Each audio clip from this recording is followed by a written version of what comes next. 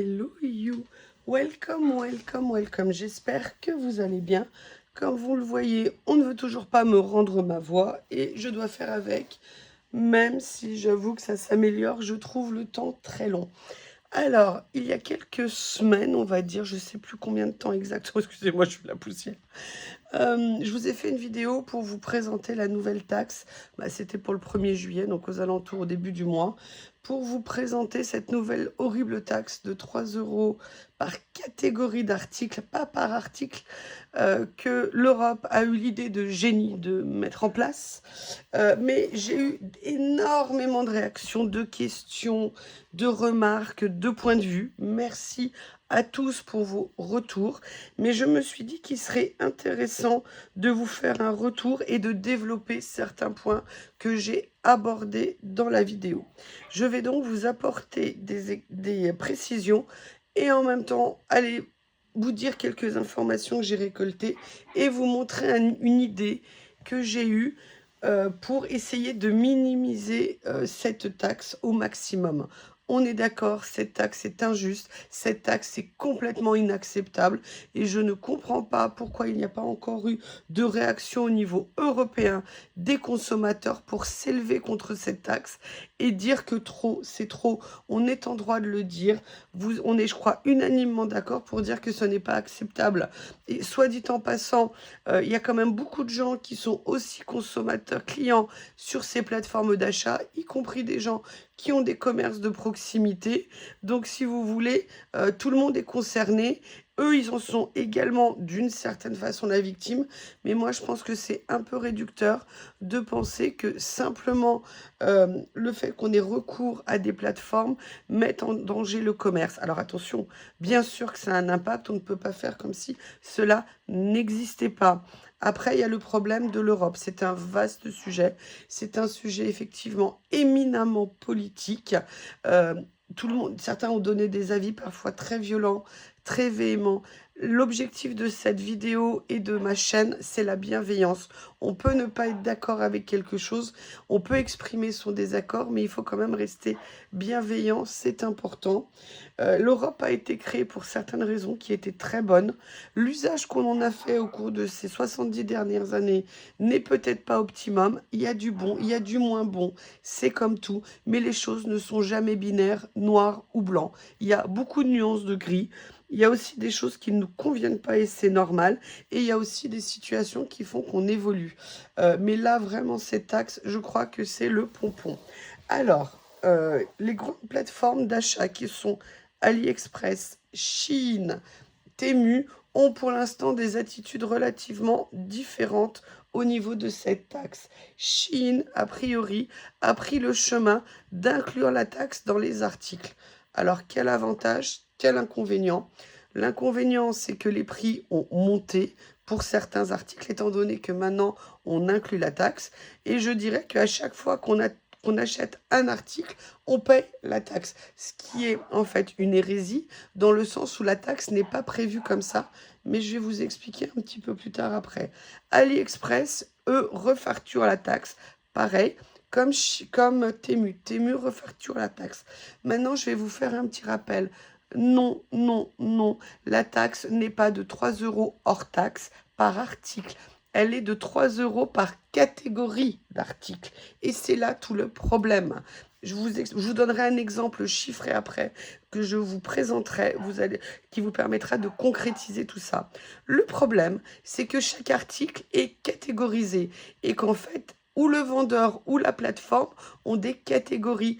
Et je pense qu'il faut du temps pour que Temu, AliExpress et les grandes plateformes apprennent à unifier la catégorisation des articles. Qu'est-ce que je veux dire par là? Parlons vêtements, pulls, chaussettes, culottes, soutien-gorge. Aujourd'hui, quand on dit pull, qu'est-ce qu'on s'en fout qu'il soit manche longue, manche courte, qu'il ait des boutons, pas de boutons? Parce que si on fait gilet, pull, cardigan, sweatshirt, ça nous fait 4 catégories d'articles différents. Et après, si dans le cardigan, on fait cardigan à manche longue, cardigan à manches courtes, ça fait 2 codes pour un article équivalent. Donc moi, je pense que l'énorme travail à faire au regard de ce que je sais de la loi, hein, je ne sais pas tout, et je ne vais pas prétendre que je serai tout, que je sache tout, que je sais tout, pardon, mais je pense que le travail à faire est surtout à ce niveau-là. Par exemple, quand vous avez des papiers pour le scrap, pour le loisir créatif, quand vous mettez des rouleaux de stickers ou des stickers, que le sticker, s'il soit en rouleau, en carnet, en feuille, indépendant, individuel, est-ce qu'il y a vraiment une différence? C'est un sticker, point barre. Le problème, c'est que si le vendeur, si la plateforme leur donne des codes différents, eh bien, vous aurez autant de codes que vous aurez d'articles différents, parce que tout sera des catégories différentes. Mais si aujourd'hui, on avait une catégorie accessoires de loisirs créatifs, ça, on pourrait mettre dedans les papiers, les stickers, moi, je sais pas, tout ce qui peut être lié à nos catégories. Si après, on avait des articles pour les vêtements, qu'on mette chemise, qu'est-ce qu'on s'en fout que la chemise, elle s'ouvre complètement, que c'est une chemise à 3 boutons, que c'est une chemise à manches courtes ou à manches longues, une chemise reste une chemise. Donc ça, si vous voulez, moi, je pense qu'il y a un vrai travail qui doit être fait de la part des vendeurs vers une simplification dans les présentations des articles ou dans les codes qui sont attachés à ces articles. Parce que effectivement, et vous allez le comprendre, mais je vais d'abord commencer par vous faire une présentation chiffrée. Moi, je vous avais donné une idée pour essayer de minimiser les taxes. Donc là, je vais vous l'illustrer par un exemple. Ça sera peut-être beaucoup plus parlant. J'ai pris un papier, j'ai une feuille de papier. On va faire un exemple chiffré. Excusez-moi, je suis gauchère, je penche. Imaginons que vous fassiez 4 commandes par mois. Dans ces commandes, vous mettez une chemise, un stickers, une chaussette, une paire de chaussettes ou un lot, hein, et vous mettez un pantalon. D'accord? Vous allez payer 3, 3, 3, 3. Donc ça veut dire qu'à la fin, ici, vous allez payer 4 fois 3, vous allez payer 12 € hors taxe de taxes. Si vous faites 4 commandes, vous allez payer 48 € de taxes sur l'ensemble de vos commandes du mois. Maintenant, moi, l'idée que je vous avais donnée, c'est que plutôt que de faire 4 commandes avec des articles différents, ça veut dire que dans le mois, vous allez commander 4 pantalons, 4 chemises, 4 stickers, 4 chaussettes. Eh bien, en fait, vous le faites en une commande. Vous me faites une commande avec 4 pantalons, une commande avec 4 chemises, une commande avec 4 stickers, oui, c'est aussi pour les loisirs, hein. Une commande avec 4 chaussettes. Donc, ça veut dire que là, vous allez payer 3, 3, 3 et 3. Ça veut dire qu'au total, vous aurez payé 12. Donc, vous voyez que si vous regroupez vos commandes par catégorie, au lieu de payer dans chaque commande 12 € parce que vous avez 4 articles différents, vous organisez, vous essayez de vous organiser pour passer un peu des commandes thématiques, d'accord? Ou alors des commandes plus importantes. Et vous voyez la différence. Si vous faites 4 commandes et diversifiées et 4 commandes à thème, eh bien vous voyez que vous divisez par 4 le montant des taxes. C'est vraiment très important. Après, le souci, c'est qu'il y a une vraie réalité. C'est ce que je vous disais avant. Le souci, c'est comment les vendeurs catégorisent les articles qu'ils vendent. Et moi, j'ai fait plusieurs essais. Très souvent, ça marche, hein, de faire 4 pantalons. On est dans la catégorie pantalon, 4 chemises. Mais il y a parfois des vendeurs qui vont avoir des codes différents pour les pantalons. D'accord, on va mettre pantalon, mais on va avoir plusieurs codes différents. Et parfois, on se rend compte en faisant des recherches sur Temu ou sur d'autres boutiques qu'un pantalon exactement le même modèle va avoir un code différent en fonction des vendeurs. Alors c'est vrai, c'est fastidieux, c'est vrai, c'est vraiment embêtant, mais je pense que ça vaut le coup, quand vous faites une commande, d'essayer de trouver votre panier et faire en sorte que tous les articles aient le même code. Et là, vous pourrez faire vraiment des économies. Parce que vous voyez, quand vous commandez 4 pantalons et que vous rajoutez 3 € sur 4 pantalons, ça vous fait même pas 1 € de taxe par article. Donc là, je veux dire, ça ne va que moyennement, entre guillemets, impacter le prix de votre panier. Alors ça veut dire quoi? Ça veut dire oui, il faut anticiper.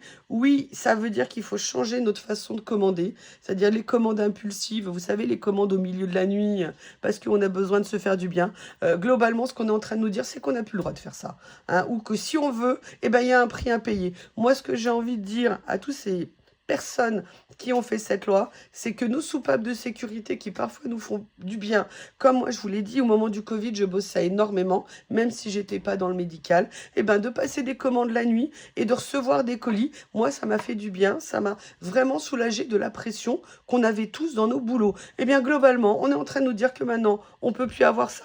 On est en train, par une forme de dictature, de nous dire comment on doit vivre. Et c'est ça, moi, qui me pose problème.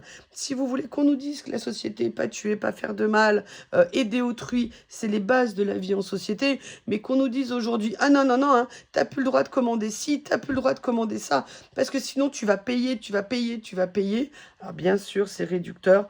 On pense au commerce de proximité et croyez-moi quand je dis ça, je ne les oublie pas. Parce que vous voyez, quand vous payez autant d'écart de taxes, qu'est-ce qui croit que cet écart de taxes, on va aller le dépenser, on pourra continuer à dépenser plus et que ça va nous faire aller dans les magasins traditionnels? Il va y avoir une espèce de, comment je veux dire, de réaction civique de gens qui vont dire mais non, mais là, mais c'est stop, arrêtez de nous imposer ce genre de choses. Donc voilà, moi, c'était vraiment l'idée que je voulais vous montrer, c'est qu'aujourd'hui, je n'ai pas trouvé d'autres moyens à ce jour pour qu'on soit moins impacté. Ça veut dire anticiper un peu plus nos commandes, ça veut dire arrêter de faire des commandes fourre-tout, une fois, une deuxième fois la semaine d'après, une troisième fois à la fin du mois. Voilà, c'est pas très sympa, c'est pas parfait, mais aujourd'hui, c'était moi ce que j'avais en tête et je vous prie de m'excuser. J'aurais dû vous le présenter plus précisément dans la dernière vidéo. Je ne l'ai pas fait, c'est pour ça que j'ai pris, entre guillemets, sur moi de vous faire cette vidéo aujourd'hui pour vous expliquer tout ça. Et croyez-moi, c'est pas fini parce que j'ai quelque chose à vous annoncer très rapidement. En tout cas, je vous remercie et je vous dis à bientôt.